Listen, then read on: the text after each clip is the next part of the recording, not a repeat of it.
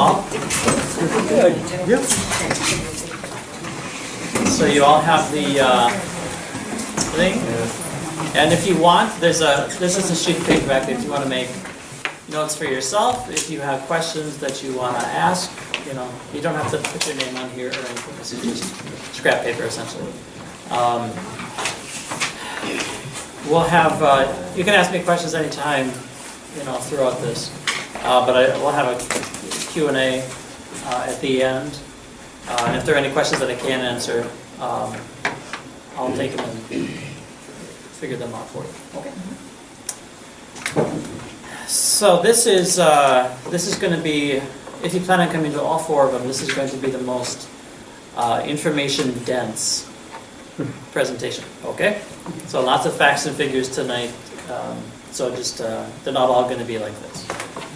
So tonight we're looking at parish demographics, dynamics, demographic trends, finances, and parish identity. So, so to put this thing into context, and all this is right in your handout. The context for all this information, as far as why look at all this, is the resurvey that we're doing in March. The decisions that we're going to be looking at are very tied up with the future of St. Clare Parish and the diocese, and also larger culture. Okay, so we have to look at what's going on in the larger culture in the diocese and so on. Obviously, finances are part of the decision making, but they're just part of it. There's also, we have to look at social and the spiritual character of St. Clare Parish, and how best to serve that, because the buildings, the purpose of the buildings is, of course, to help with the mission of the church. That's why we have them. So, so as we look at doing that resurvey, which is largely about the church buildings, all this stuff hopefully will help you to put that decision in a context of mission, I guess we'll say. Okay. All right, Matthew 16, 1-4. We know this one. And the Pharisees and Sadducees came in to test Jesus. They asked him to show them a sign from heaven. He answered them, "When it is evening, you say, it will be fair weather, for the sky is red. And in the morning, it will be stormy today, for the sky is red and threatening. You know how to interpret the appearance of the sky, but you cannot interpret the signs of the times." And so this presentation really is about gathering information so that we can attempt to begin to read the signs of the times, so that we can make a decision that fits the signs of the times. Okay?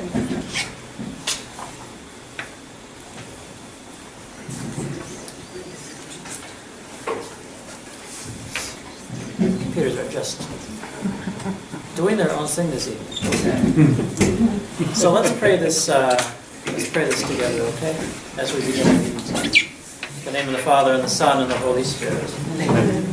Lord Jesus, as we gather, help us to do so in your name, so that we can be inspired by your wisdom, your prudence, and your right judgment, in order to bring the gospel to bear in our lives and in this part of the world. Help us to be co-workers in your vineyard, working quietly and diligently, with joy and fidelity within us. We ask this in your name, Lord Jesus, who live and reign with the Father in the unity of the Holy Spirit, God forever and ever. Amen. Okay. So this is page 2 in your handout. This is a map of the St. Clare Parish territory. It covers 105 square miles, and that's the dark blue outline. And then the dots are where registered parishioners live. And there are a few more north and a couple more south, I think. But it gives you just a general idea of where our parishioners, registered parishioners, are located. Okay. So we actually have quite a large geographic area.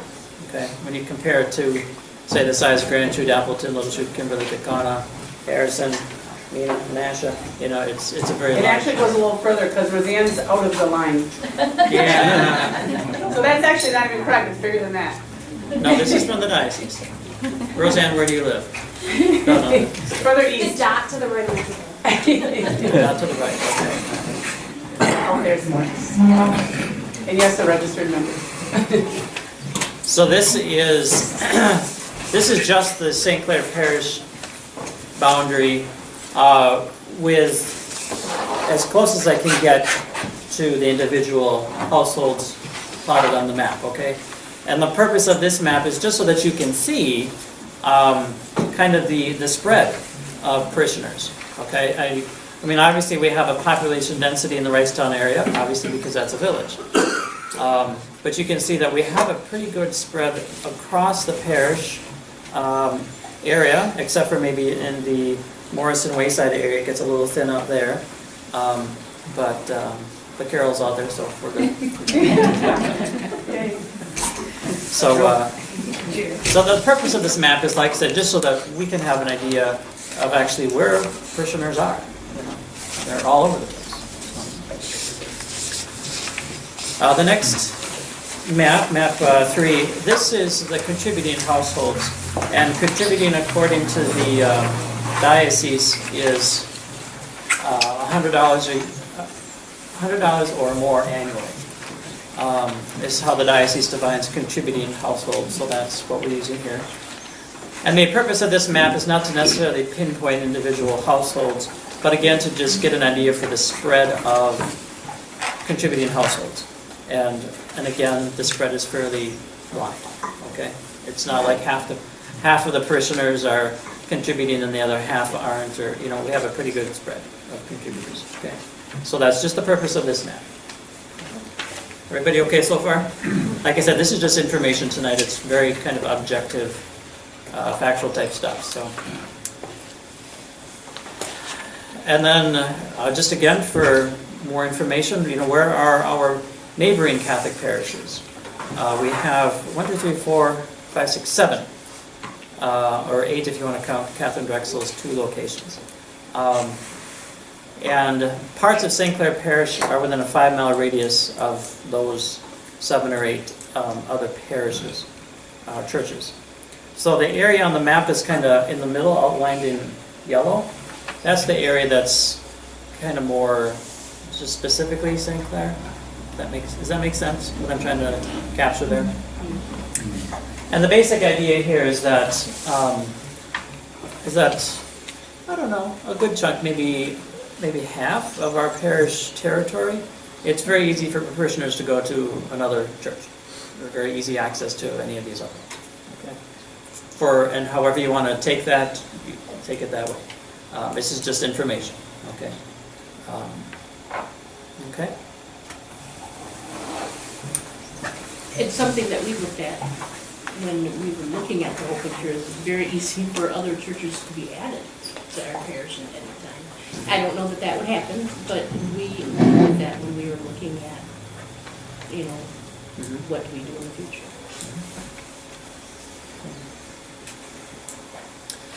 And then this map, map 5, this is kind of a geographical thing that I've heard a number of times.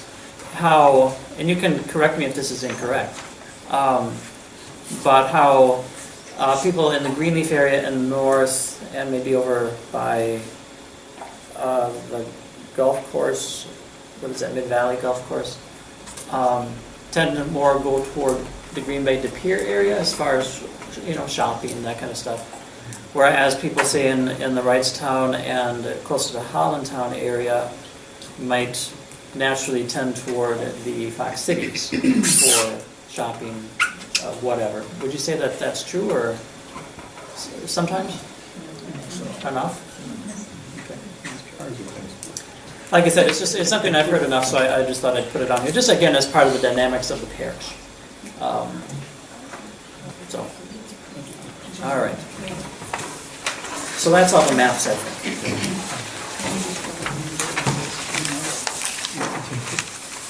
Okay, so now we're going to get into the demographic trends within the area. And the area that we're looking at here is the parish territory, okay? It's not St. Clare parishioners per se. It's the territory, okay? So the blue line, okay? So these demographics are within the general population around here.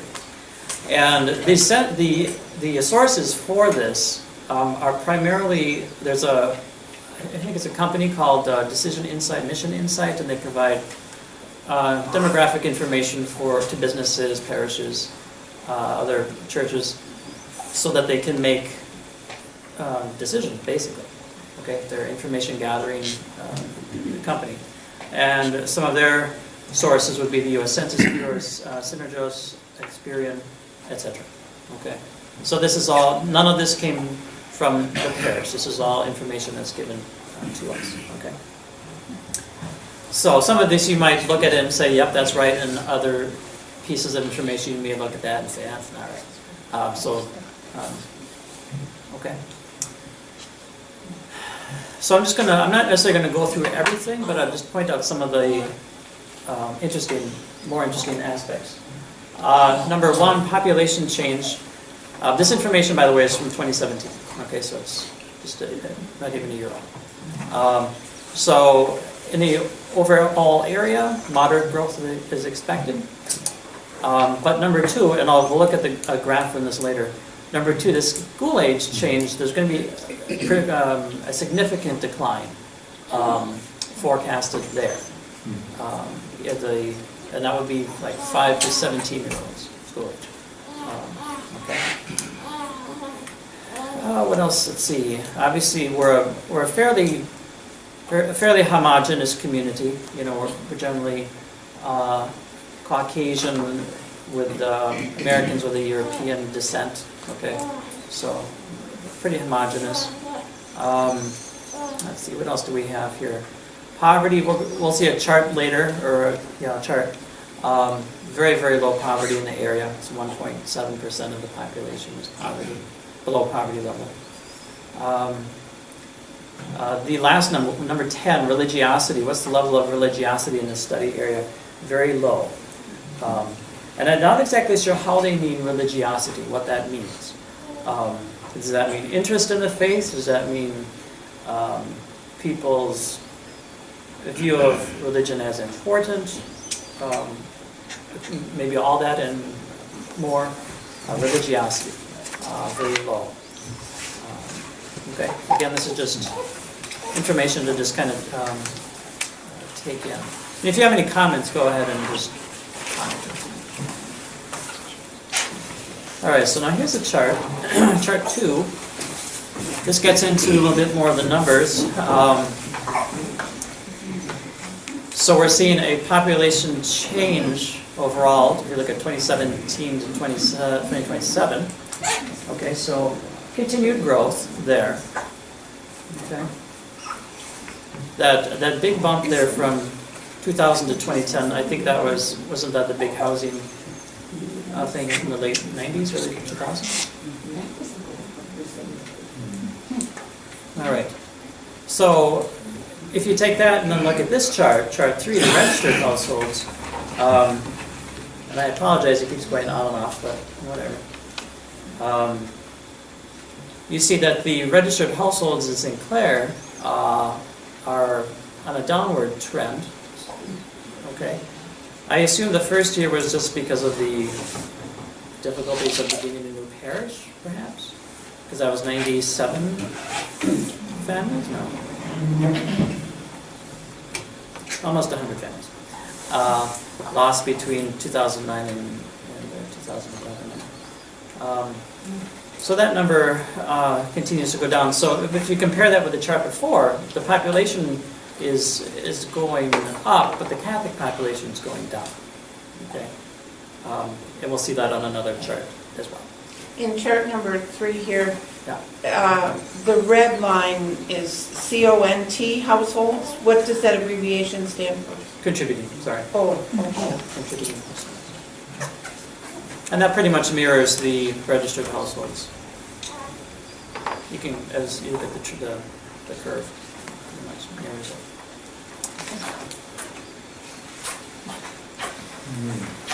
Okay, so this chart 4, this is about the school age So if we look where we are today, let's see, ages 5 to 7, we're at 1,601, or last year.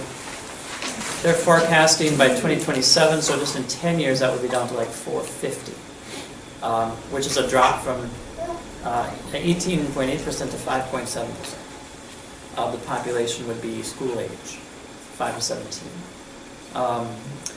And you can already see the downward trend beginning in between 2010 and 2017, right? When you go from 22.3 to 18.8, and that's reflected in this chart here as well. This is chart 3 with the RE. You know, I was talking with Ann about this, and you know, it's just population change. You know, why are the number of RE kids going down? Well, right. The population is going down too. The population of that age group is going down. It just seems extreme for 5 years from 2022 to 2027 to lose 1,000 in that age range, but that's what they're predicting on. Correct. But interestingly, on this chart 3, the school enrollment doesn't seem to be too much affected by it. There is that big drop again in the first year.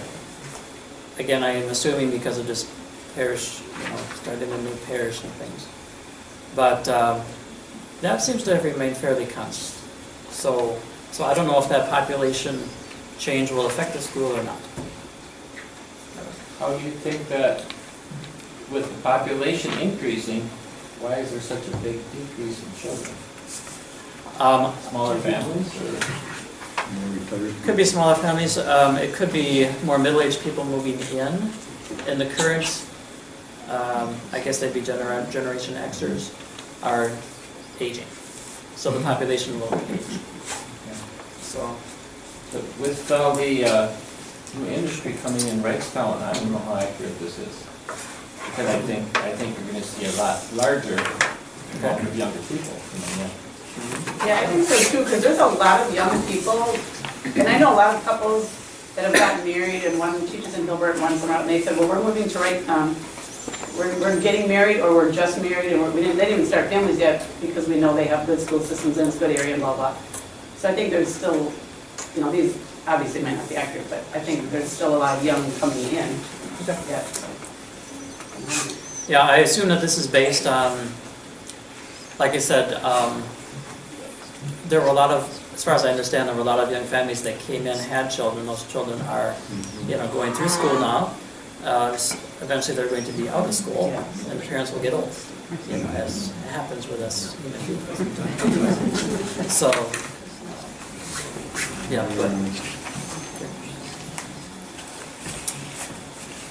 let's see, okay. And then this is the same data basically, just, this is the data on the chart. So the yellow, or whatever color that is, that's the 5 to 7. 5 to 7 age range. So according to this prediction here, it's a significant drop. But as you can see, the age 25 to 35 and the other ones are going up. So it's basically an aging community, which, again, you know, all communities are exposed to some degree.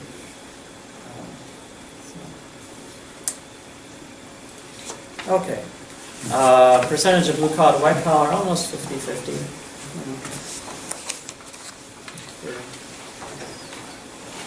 And then the racial spread there, again, you know, we're largely the white Caucasian, there's European descent, you know, so that, and it doesn't look like there's going to be much change according to this. A little bit of rise in the Latino population, but not a lot.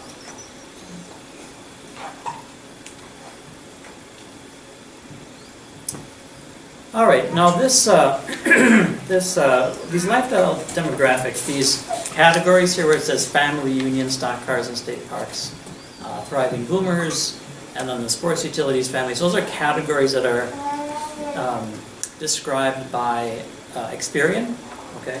So, and they have just a whole slew of these.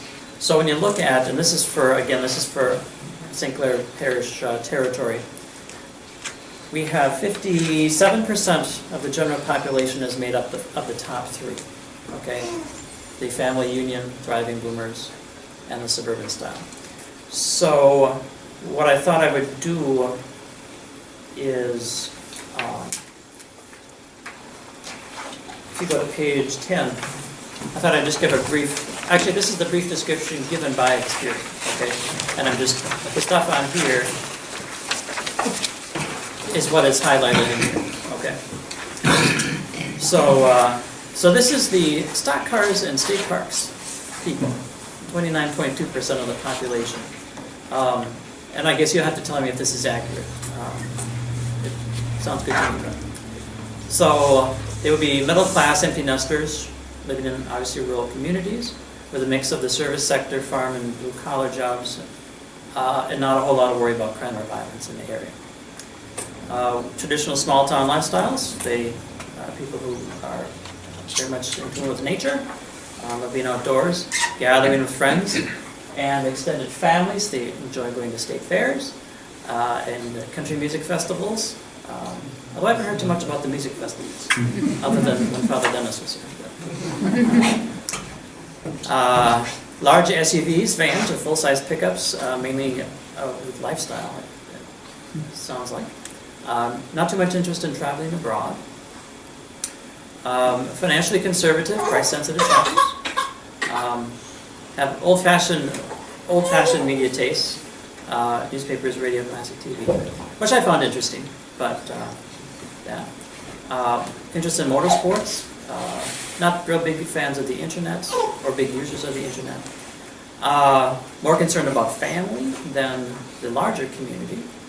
They'd be more traditionalists when it comes to social values, politically conservative, and then have a relatively low level of civic engagement. Does that sound somewhat in the ballpark? Again, that's my experience. This is, I'm not making it up. Is that you? Okay. Why didn't you just put redneck down?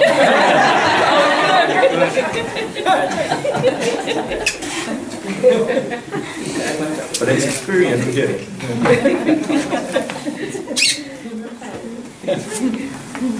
All right, now the next group is Thriving Boomers Unspoiled Splendor. This is 15.9% of the population. Which, as I was reading this, I thought it sounds very similar to the last group. But, again, found in small towns and subdivisions, which were once farmland. This is the mix of the agricultural business, but also white-collar professions. Older, white, baby boomer couples with middle-class incomes, mostly found in the Midwest and the West. Have traditional hobbies, gardening, woodworking, cooking. Again, enjoy going to the state fair, antique shows, country music festivals, very outdoorsy. Financially conservative. Experian described them as reluctant to spend too much on aspirational purchases, which I assume is purchases of just, I want this.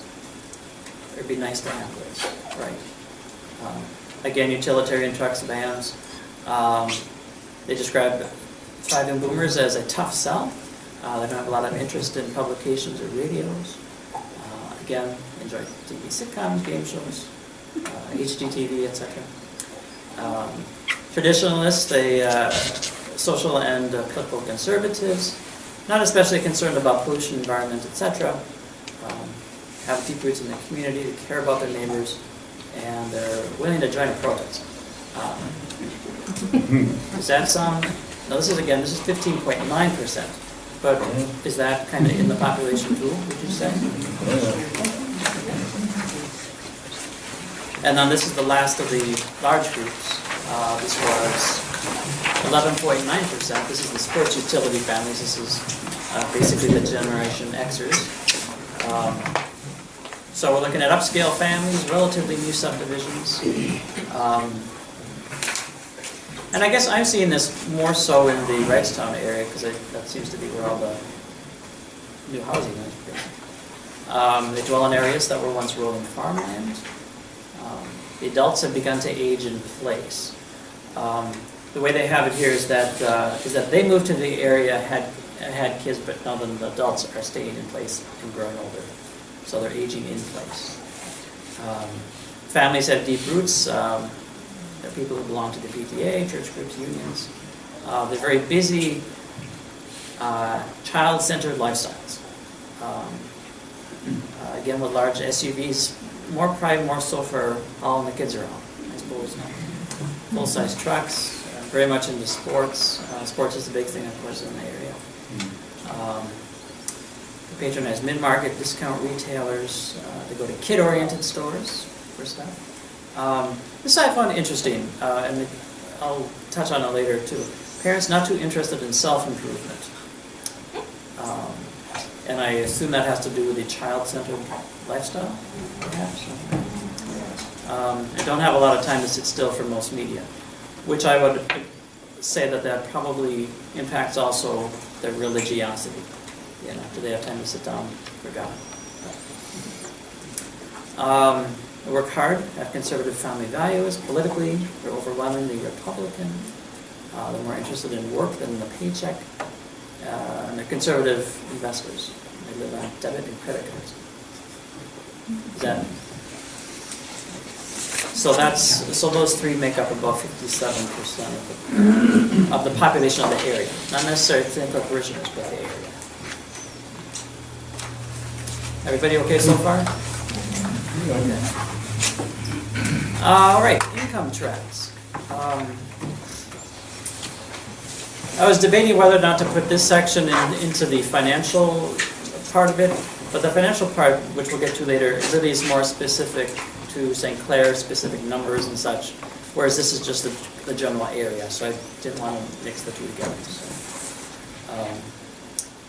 So this is in the demographic trends category. So we're looking at an increase of average household income in the next 5 years, I guess. As of 2017, most of the people in this area are in the 35,000 to 200 plus thousand category, which is most of it. So it seems like the bulk of the population in the area is kind of in this, I don't know, in the 50 to 150 range, income range. And it doesn't look like there's going to be a ton of change in the next 5 years, but that seems to be, again, just from this information from the Mission Insight. It looks like we're not really an impoverished area. You know, again, if you go down to the next chart, chart 10, you know, 1.7% of the population is below poverty level here, so we're not really a poor area, according to this information.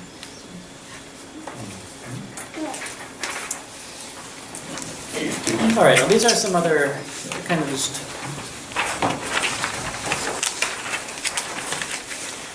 general indicators. I'll go through these. If any of these strike you as very off, just let us know. There's the drive for affluence, not very important in the area. Devotion to family, somewhat strong. Commitment to career is important. Concern for the environment is somewhat strong. The practice of altruism, giving, is very strong. Would you agree with that? Maybe a mix? And this, of course, importance of religious faith, somewhat unimportant. And again, this is, again, the general population in the area. Entertainment activities, somewhat, I think that's like going out, you know, to the country music festivals or to the shows or whatever. This one is interesting, number 8. How much energy is given to activities that would broaden one's horizons? Minimal energy. Is that accurate? I think that is accurate.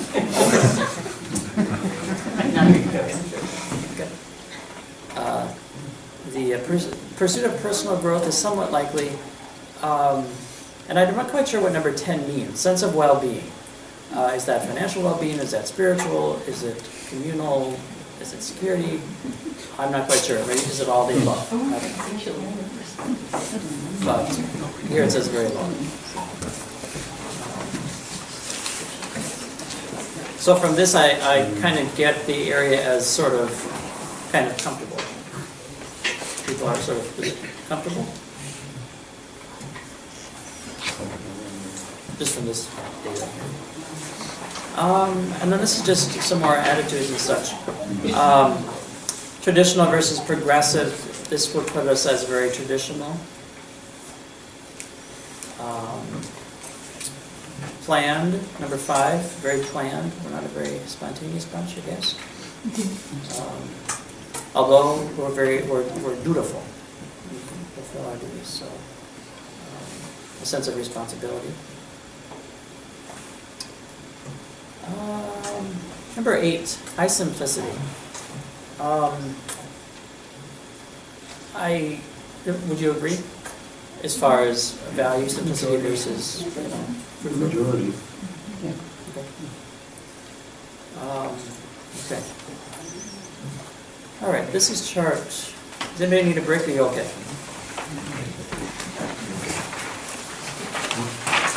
This is chart 13.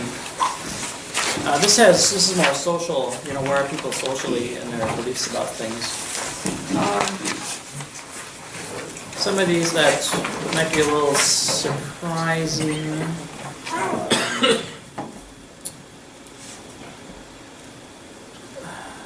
Well, do any of these surprise you?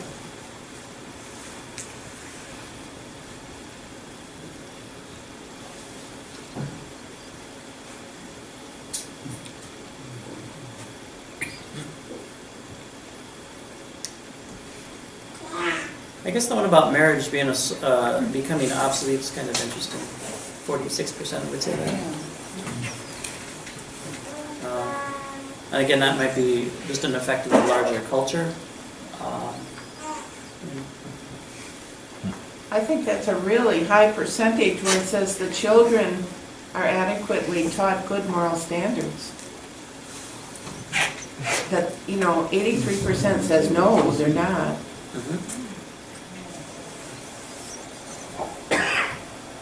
That could reflect the first one where you got 53% of the people think abortion should Remain legal. And is this chart over the United States, not this area? This area. Just this area? Yeah, That this is is all just surprising. St. Clair Parish territory. That is surprising. reversed almost. Huh? Most of these seem very reversed. We must be good stewards of the environment. Right, that was that would be right. But not in our area. And again, this Go by is, your demographics, like And say, the again- religiosity is low. right, That would agree with what this is saying. right. Yeah, again, referring to those other charts, religiosity is low.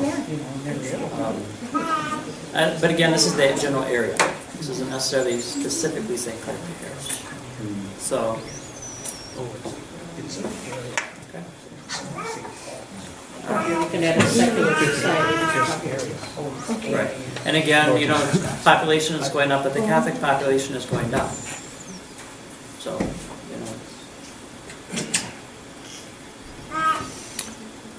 So again, just.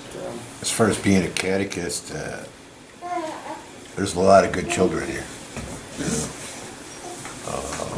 Versus other areas. I think they're way above the morals. It's like, Yeah, I think that's why the second one is so stunning. right. That they don't feel they're being taught good moral standards today, but that could mean everything though.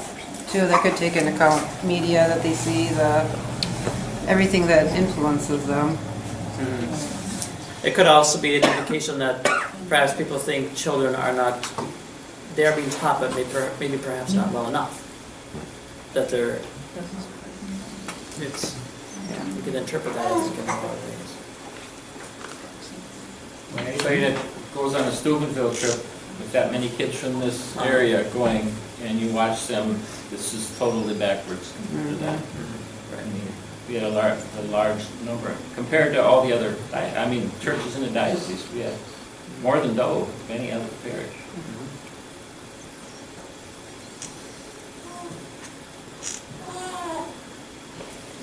Yeah, and like I said, this, again, it's the area. So this is all people. Yeah. Catholics, Lutherans, Methodists, non-Christians, monks. Chart 14, this is where you see the drop. Now this is actual numbers from 2007 to 2017. 5.2% drop in the Catholic population. And the other mainline denominations are dropping as well, but not 5%. But if you go down to the bottom there, where it says those who are, have you heard of the new religious category called nuns? And when yes, where they're not. So that's on the rise. I guess that's where all the Catholics went. 5.2%. But then spiritual but not religious, we've heard that too, right on spiritual but not religious, that's up 1.7%. So that whole category of none or spiritual not religious is up 7% in the past 10 years. Again, that's a reaffirmation of that, religiosity is going down. But again, in the Catholic population in the parish, so it's. And I guess as we're kind of just looking at this information, it's good to ask, what does this got to do with buildings? Because this is trying to read the signs of the times. So how does this impact what we do buildings wise? Okay, this is chart 15.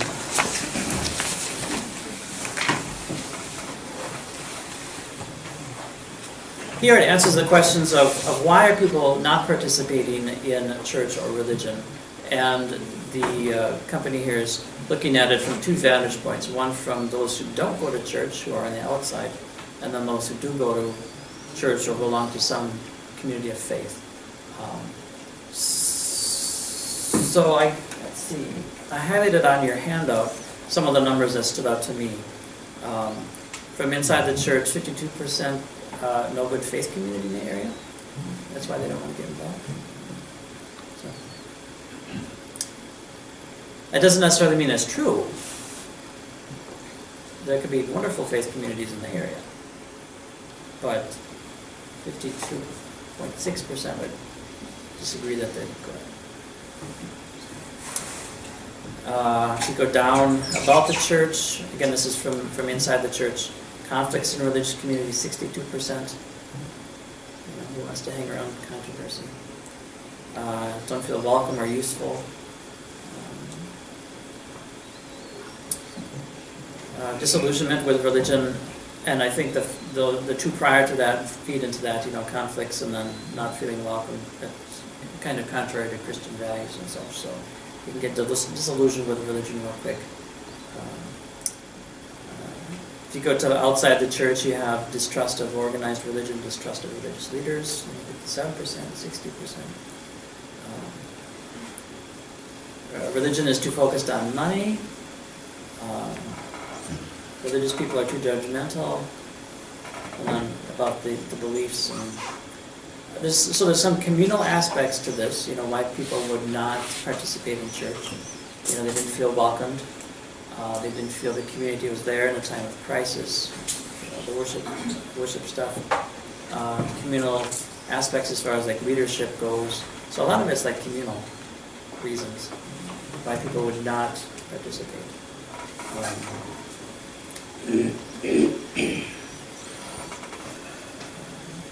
So, and again, that's in the area. Which of course leads us to chart 16. Yeah, 56.4% of people in the area not involved. Over half of the people are not involved in church or religion. Okay.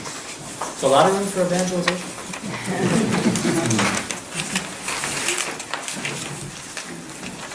All right. This I thought was interesting, because it comes at it from the viewpoint of what are people looking for from church and religion. Whether or not that's accurate or correct is another question, but what are they looking for from church and religion? And I just found it very interesting that personal growth is not it. Personal growth has experienced a downturn. 5.8%? Which I thought gets a little bit into the Generation Xers there, or the disparate utility families, where the more child-focused lives, and the parents themselves are not interested in self-improvement. I thought that might be a reflection, perhaps, of some of that. But what's gone up is the desire for that family support intervention services. So things like counseling, marital counseling, other counseling, more, how would you put it, more like social services type help, which obviously is part of what church does. It's part of our expression of love of neighbor. But at the same time, we're not a social service. So that's an interesting, we're about personal growth, right? Conversion, relationship with God. And yet, it's like what we have to offer is kind of on the downturn as far as nobody wants our product. I shouldn't say nobody, but any thoughts on that? Okay. And again, it's not to say that this is correct, but that's just kind of where people are in the area. So on that previous chart, chart 15, reasons why people don't participate. And they said that there's no good faith community in the area. We could be doing everything right, but still not be matching what they're looking for. They might be looking for, again, a social agency, which is not bad, but that's life concerns. And I won't go through all these, but life concerns within the general population. And I just highlighted the ones that seem to have, that were over 10%, basically. So care for aging parents, day-to-day finances, fear of the future, the unknown. What else do we have? Health crisis, illegal immigration, losing weight. I thought that was interesting. Significant concern. Personal health problems, being successful, career, and then stress. Every time we relax.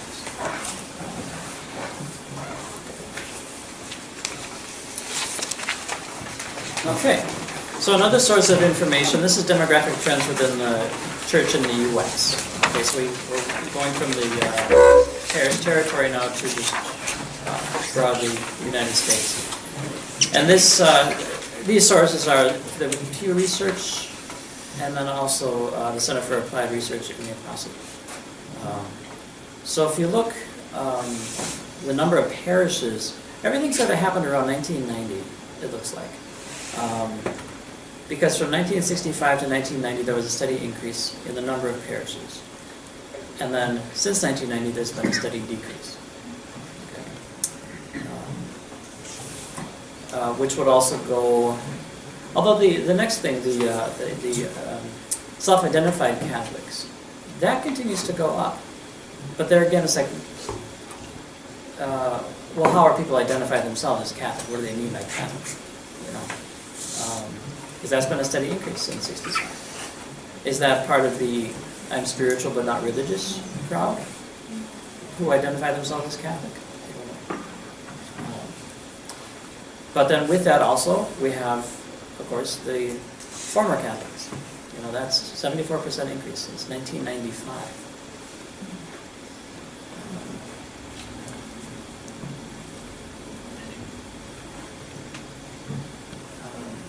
And then the part about the median age of Catholics, it just kind of indicates that the Catholic population as a whole is just getting a little bit older.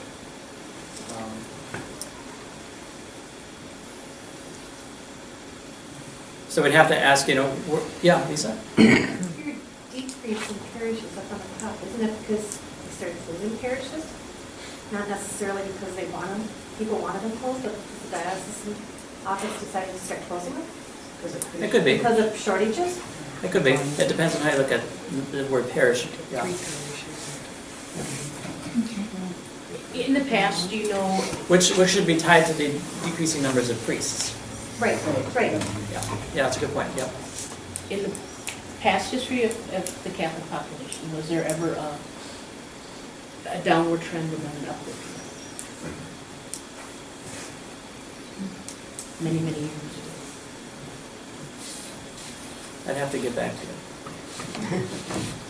A significant decline and then an increase. I'd have to get back to you.